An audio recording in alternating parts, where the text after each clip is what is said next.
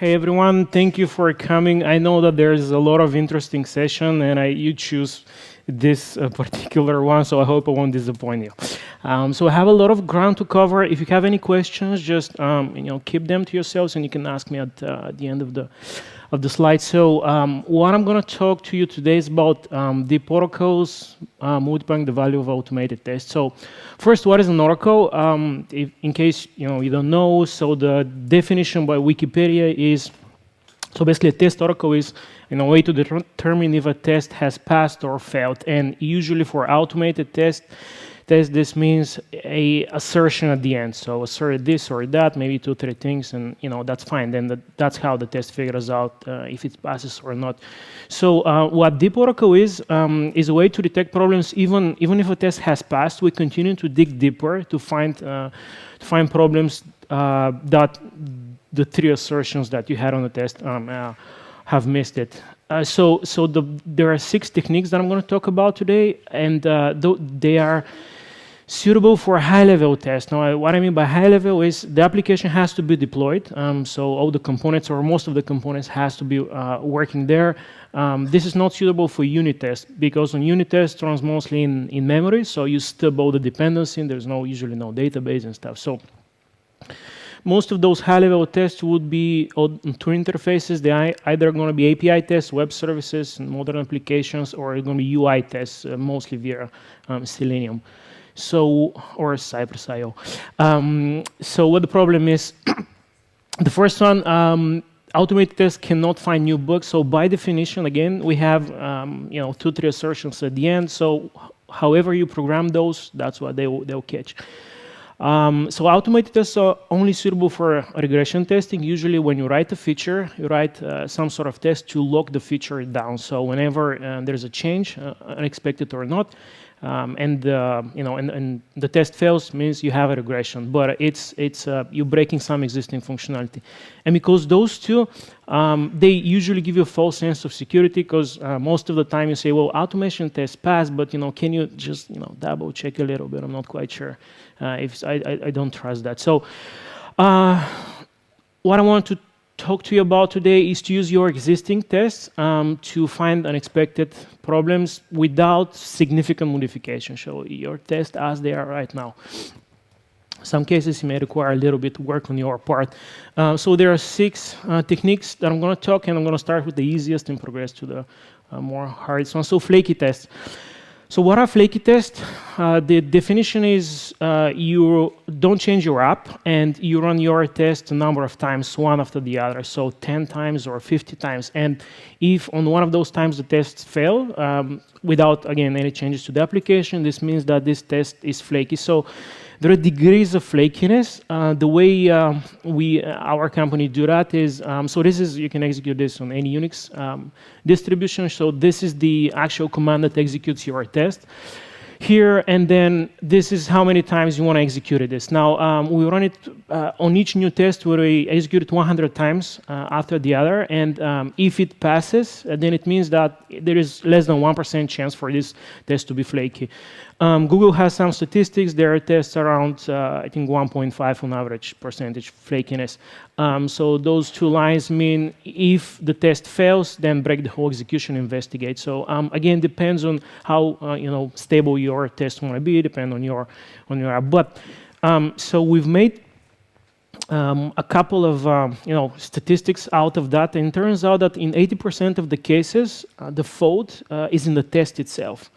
But we're not interested in that. We're most interested in the other 20%, which means that the fault is somewhere in the system, in the software. So this is what is is more interesting. So the idea is to investigate a flaky test to find the cause, and if it's a server, if it's an app issue, to figure out. So some of the problems that we have code that were triggered by flaky tests, by investigating flaky tests. So the first one are configuration problems. So we found, so those are real life examples. So sometimes misconfigured load balancer. So it only sends the traffic to one of the nodes on the back end.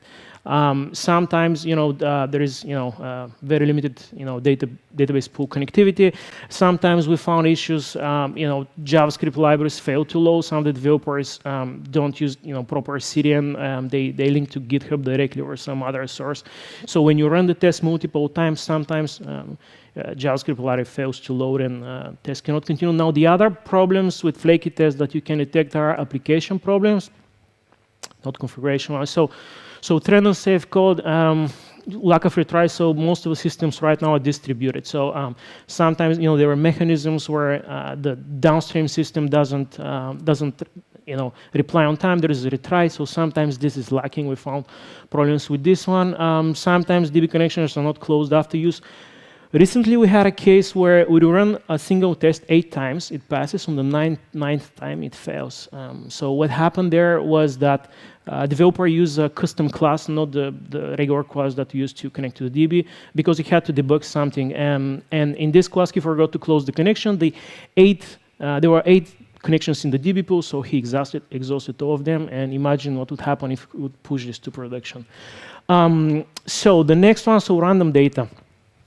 Okay, so I used to work at a company where we do you would do money transfers, and so this is the way when I joined them. The test automation framework was set up using Excel spreadsheets, and each row was one test case.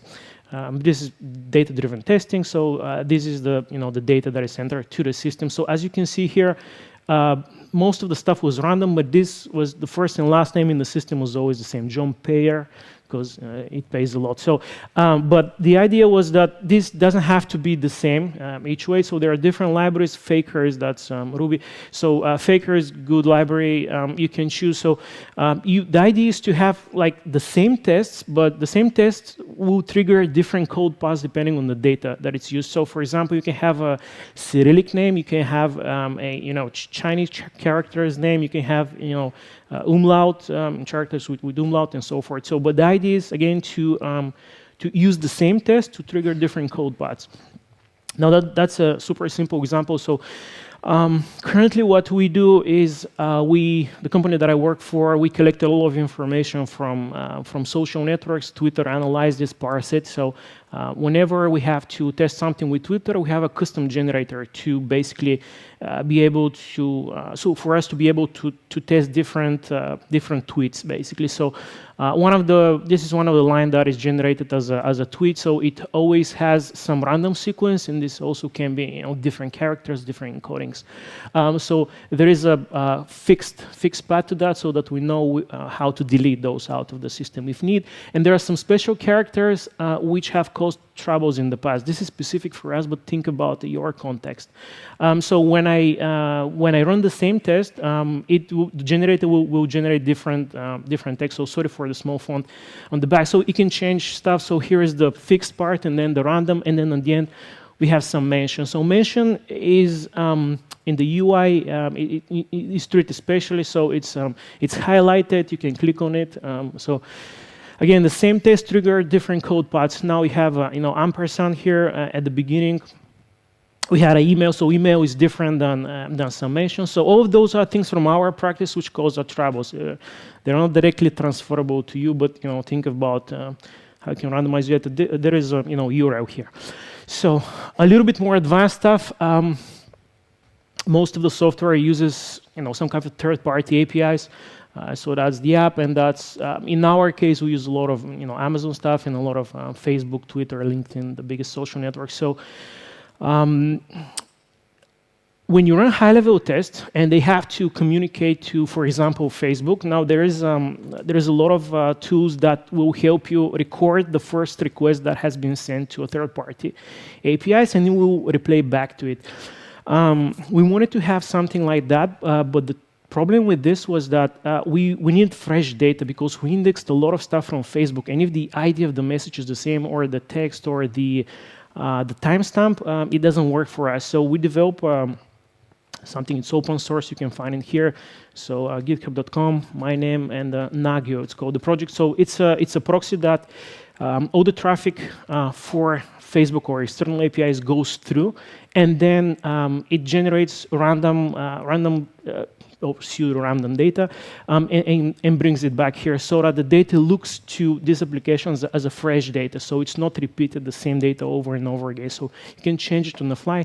It's Node.js app. So I'm going to show you what the response looks like how the response is generated when we request a picture from Facebook, say, because Facebook sometimes blocks us. Sorry about a small font. So again, this is JavaScript. What you're looking for is how we generate the response as if it comes from Facebook, as if the Facebook APIs have returned this one. So this is for a picture. So there is the random ID. So it will generate a random number because we wanted the same test but to return different data. So this is the title of not the title but a text to the post. So it can be random stuff, can be different characters again, so that we can exercise different paths in our app. So what this line means is, you're probably not familiar with Facebook APIs, but is a from field. So it says from where this picture has been taken. So half of the time it would going to be admin generated picture, and half of the time it is as if it's generated from another page. So everything is random. This is the actual picture description. So get a height, width, source, IDs, and so forth. Again, if I run the same test a couple of times, it will generate different things to me because this is how our app works. But we need it. So the most important stuff here is your test should be able to generate all the data that they need, and hopefully it's random data. This will also help you to run your tests in parallel, so they'll be independent of each other. Okay, so moving along, attack proxy. What attack proxy is a variation of the previous technique, but it's just not with the random data, but with specifically with some very specific data to trigger vulnerabilities. So what you usually have is that's your test, and it runs against the app. So most of the time, it's the connection goes through HTTP protocol, either web service or UI. So the idea here is to have an attack proxy. It's a transparent thing, so the test actually is not aware that it talks to attack proxy. It doesn't. There's no reflection on the test itself. But so the test sends a request. It goes through first the attack proxy, and the first the first request that the attack proxy sends is the same request, so one-on-one. It doesn't change anything. But then the attack proxy on its own generates a bunch of other requests to the app with specifically inserted data. So I will just have an example here. So this is one of the our endpoints. So this is the URL for the endpoint. This is a post request. So in the post request in the URL, I cannot reach that far, but so basically there are two parameters, so client ID and team ID. So what the attack proxy would do is it will on places of 93 and 982, it will try to insert characters which can possibly trigger SQL injection. So a single quote, and then the next request is going to be double quote and hash sign and dash and dash dash and so forth. When it exhausts all of those, it will start triggering the second parameter. So those could be special characters to trigger SQL injection, but they can be for cross-site scripting or cross-site request forgery or command line execution, whatever. I don't have all the space to show you, but also besides the URL, those tools would usually insert stuff in, those are the headers. So on some of the headers are actually read by the application and acted upon. So this may be the API token on the referrer where the request is coming from. So it will also try to change those strings with something that can trigger an exception. Sorry, not an exception, but a vulnerability. So this is the body of the post request or the JSON. Again, the attack proxies, they know what's key value, and they can change all the values here and try to insert that. So now those tests, it take a lot of time to execute. So we usually schedule them during the night because it's not practical reasons to run those during the day. It may take 3 to 4 times or even more, compared to the normal execution because of the additional requests that are generated. So now you may wonder, okay, this is all fine and good attack proxy, but we have some tools to actually point the tool to our app, and on its own, the tool crawls the site our app, and it figures out vulnerabilities and so forth. I know that those exist, but I just want to tell you one story. So I was working on an app, the app with the payment. So how it works is, one of the functionality was you go to your account and you want to send money to some of your friends, for example. So this is a screen that you will look, and when you click on this button here, it says send direct, so send money. And so it will open this screen here, and you have to enter an email address for your friend, and you have to enter some amount of sum. And then at the end, you get this confirmation screen. Now, the problem with this was we had cross-site scripting. The JavaScript, the email was not parsed on the step correctly here. So test.black.com was not parsed correctly. So you could execute arbitrary JavaScript on the last screen there because we didn't parse this correctly. We didn't filter it. Now, what the trouble is, if you point, and we did this, that's, I'm speaking from experience, if you point an automated tool to do that, most of the tools cannot navigate that far enough your app. So in order for the tool to find a specific vulnerability, it had to log in with a specific account. It had to have some money in that account.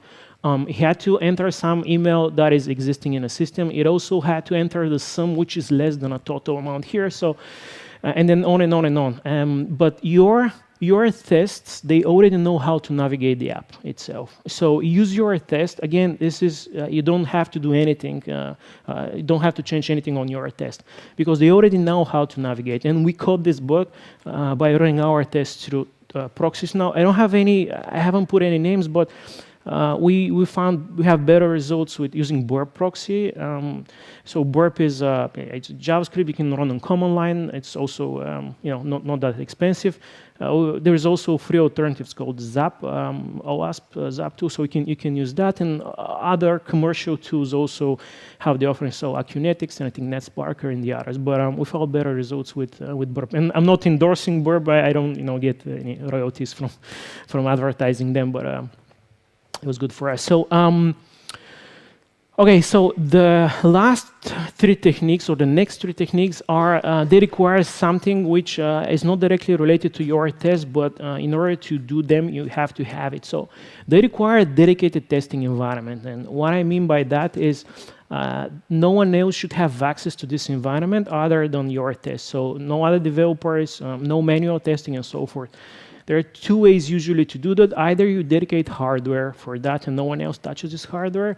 Either the way we do it is we spun up for this specific app around 20 containers, and they are started whenever the test, a little bit before the test starts. They are populated with data, schema changes, and so forth, and then we run the test, and then we shut down them if we need them. But the idea is to have something that is not touched by anything else other than your test. So. The 14-hour logs, it's a play on words on the 14-hour stars. If you read the book, it's really good. Anyway, so the idea here is to, again, the test relies on 2-3 assertions at the end, which are not enough because most of the app usually, if you have different microservices and message queues and so forth, most of the times when your test concludes, the execution continues because something is in some queue and stuff. And if it triggers an exception, there is no way for you to know that. So also, sometimes what developers will do is they'll catch an exception and they will not bubble up to the surface. So there's no way for your test to know that it happened. So it logged, it's somewhere in the logs, but you don't know about it. You have to specifically look for that.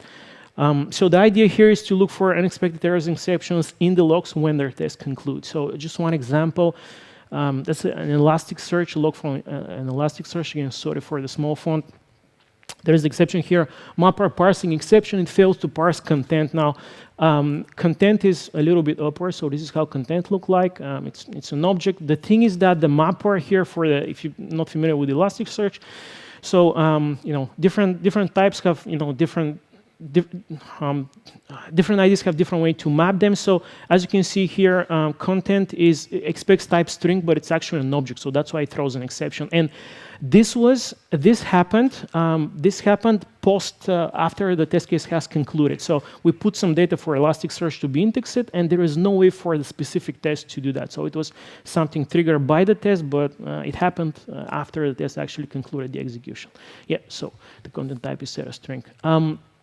So of course you want to have some known exceptions that you know that those exceptions are happening all the time. So that's fine. That's it's a little bit of Ruby code to we actually exclude those exceptions. So you know that if this always happens, then there is no need to trigger failure of the suit. So ignore those exceptions. But the bottom line here is even if all your tests pass and they pass successfully, check for unexpected exceptions in the logs and fail the build. Investigate. If this is a known thing, then that's fine. Put it in, exclude this exception for the next time. But this has saved us a lot of times. So bad data. Okay. Okay. So bad data. What is bad data? So there are different definitions. What it is, you can use the courts. This journalist type of guide when you're collecting a lot of different sources to write the story. But it also transfers well to our field. So a data that is missing is unrealistic data, so too high, too low, and duplicated data, maybe a bad format. So different postcodes and how they are formatted for different countries are different. Unsynchronized data. So we had a case where, and this was architecture a little bit problematic, but we had some of the same data in SQL and in NoSQL data. So sometimes they get mismatched. So also conflicting data. On one thing is in one system is set up like that, the other is a little bit different. So also bad data depends on the context. Now when I give you a number, I'm going to say 1,000. For some context, this is going to be a perfectly valid number. For another context, it's going to be it's not a valid. So you have to define yourselves what bad data looks like. Now a little bit about again what we do. So what this shows is a table in our system. It's a test system. So what we do is we collect a lot of data from Twitter. So we indexed a lot of stuff out of Twitter. So what this shows, the first column is our internal ID. This one is the Twitter ID. So if you have Twitter handles, you also have Twitter IDs. So you don't know that, but that's your Twitter or someone else's ID. So names and so forth. So those are numbers. We had one problem on production once where for some reason on one of those rows the value was 0. We don't know how it get there. It was just there. So it happened. We didn't know the specifics how it got there. The trouble was that it did get there, and 0 is a valid number, so it matches the column type. So MySQL will not complain about it. But it causes trouble, so I'm going to show you a little bit of PHP code for which I'm sorry about that, but this is how the backend was written back then. So okay, so this was the PHP code that this I'm going to explain a little bit the logic behind it. So you have the init function, and if there is if this ID is set, it will collect all the data from Twitter for a specific row. So this ID would be the row there. If this ID is not set, it will collect the data for all the entries from all the table. And so when you have 0 on one of the rows there, the way PHP works is it tries to figure out what the type is. So 0 actually means false. And so the first if is going to be false, and you're going to trigger to collect all the data from the whole table. So it starts to collect the table from the first to the last row. It sees 0 again, and so it again triggers the whole. So it's a cycle that never ends basically when you have 0. One of the reasons why the problem with the types. This is a very early version of PHP that we used. So, but anyways, it goes to show what kind of troubles we have with bad data. We brought down production 3 times actually before figuring out what the problem here was. Exhausted memory there. So from now on, what we do is whenever we see a bad data in production, we actually add a check for it. And if all of our tests have passed, we check for such bad data. Why this is important for us specifically, we have around, it turns out that around 5% of our data is wrong data. It's either bad format or missing and so forth. The trouble with those 5% is that whenever our customers try to access this data, it actually throws an exception. Around 19% of all the exceptions that we see on databases at some point, were because we saw bad data, because a bad data was acted upon. So this is some custom checks that we did. It doesn't matter what they are because they are specific to us, but you can see, so those are different, functions we use to check for bad data. Also, we have a mechanism to actually try and fix some of this data on production, but try to basically self-heal the data. So these are the results when you run this. You may see some. You have U2 items without content, 7 of those. Invalid message tags offset 1 and so forth. So invalid assigned status in meta collection, 4 of those. So some of those we can fix, some of them not. But again, the idea here is if a test passes completely, so your suite, I assume you have maybe 6,700 test cases. So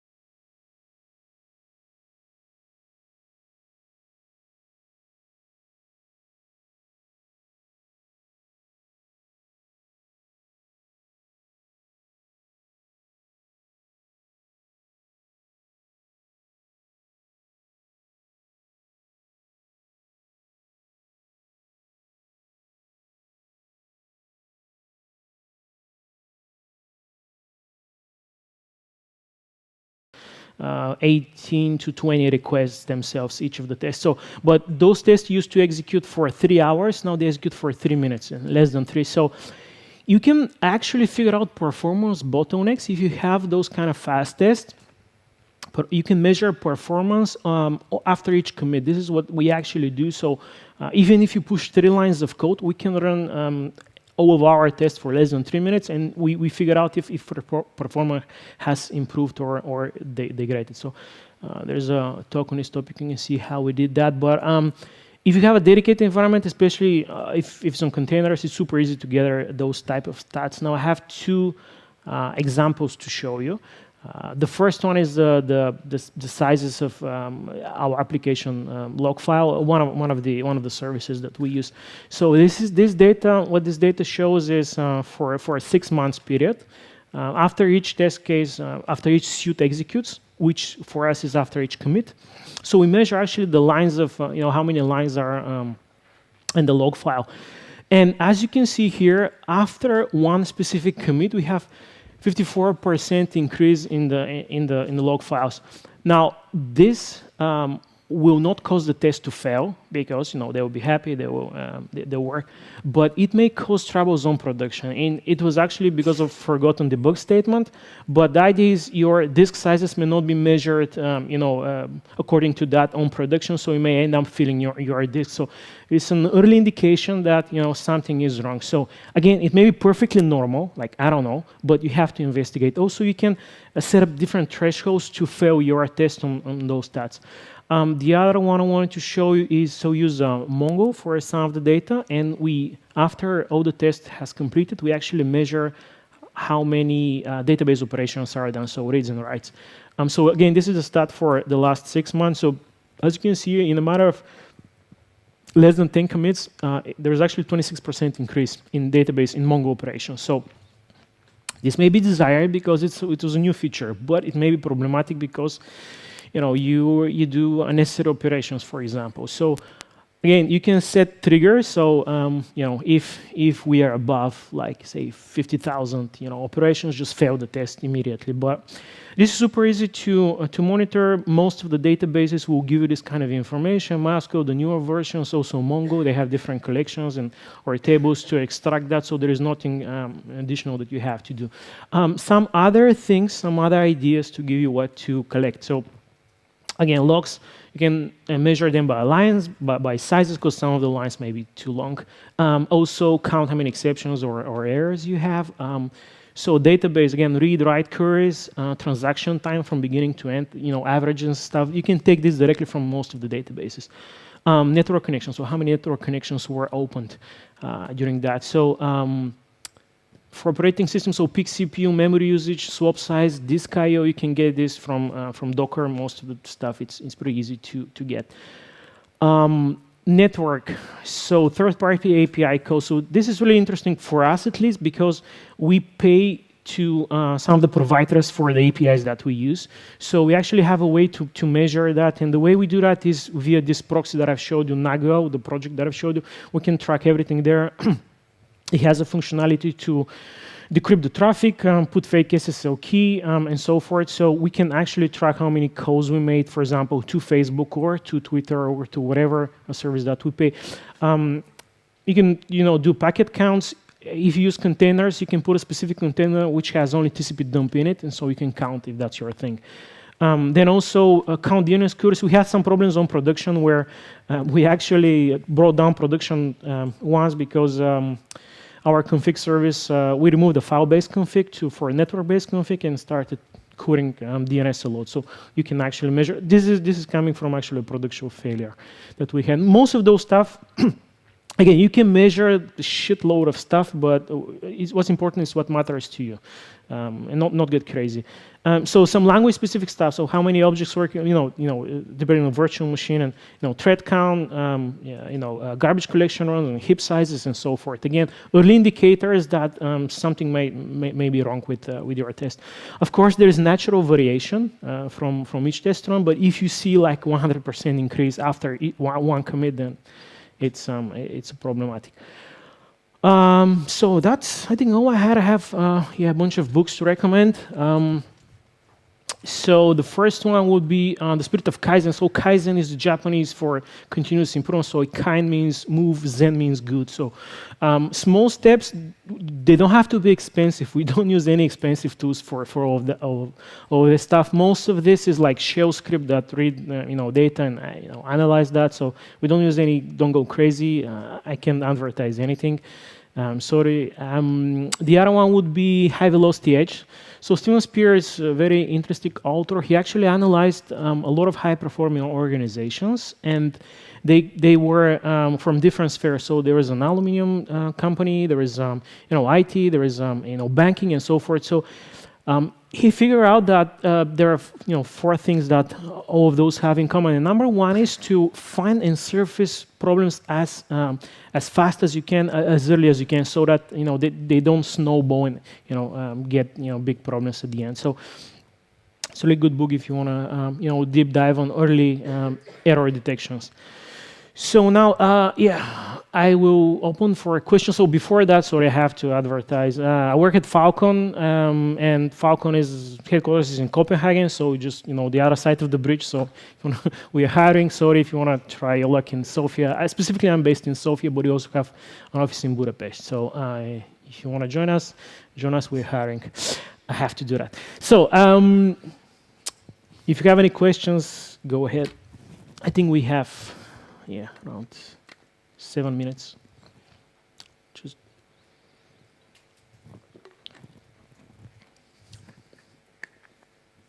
Yes, you gentleman on the first row. So you showed us quite a lot of different things to gain more value out of the tests. If I would only do one, which one would you say is the most valuable? It's a tough question. It's hard. I would say start small with whatever you think for your context is necessary. What I've shown you has been a work for more than, 6, 9 months, even more. So we gradually added up checks and checks and checks. Whenever I see a problem, whenever I see, so for example, a customer complains about something, and we look at the logs in production, we see this, exception. Then we look at the same logs on test, and we see the exception there. So we added, trigger for to search for this exception. Or we had trouble with some bad data, so we add the check for that. So I don't know. I guess it's context dependent. For us, I don't know. Most of the stuff was because we have a lot of asynchronous execution. So I guess for us that would be unknown exceptions and errors that we haven't anticipated for. Because a lot goes on under the hood when we made the request, and a lot of queues and stuff. So I think maybe this was also the data one. So, but yeah, thank you. Yep. Do you think it's a good idea to use random faker for random test data in regression tests? So I've seen both ways. So for us, it works because we don't want to. So some people would say, well, when you use random data, how in a test fail, how would you know that this random data is used? So umlaut character or O'Connor case, the famous O'Connor case, where you have a single quote and it can trigger some SQL injection. So what we do for us is we actually, when the test runs, it actually dumps in the log the data that it used. So I'm using this name and the first name, last name. So we know when the test executes with what data it's executed. And we actually caught a real interesting problem. It turns out that who would knew when we turned the randomization of the countries that we put data in. And so it turns out that I didn't know, but it turns out that there are some countries with the length of their name is greater than 50 characters long. So the islands of and so forth, and the kingdom of whatever. And so it turns out that our backend was cutting them at 50 characters. So we didn't know about this, until we actually triggered that. So the way we do it is like we just dump the data that the test starts with, and actually the test does that. So that's how we know. It works for us because we don't have to have like 1,000 test cases just with the first name different. So it's just like, it makes sense. Again, for your context, it's maybe different, but for us, it works really well. Okay, so if you don't have any questions, I'm here the full day today and tomorrow. So ping me up. I will post the slides if you need the slides. I will put them online. I will tweet them. So yeah, you'll know. Okay, so that's it. Thank you, Dan. Thank you.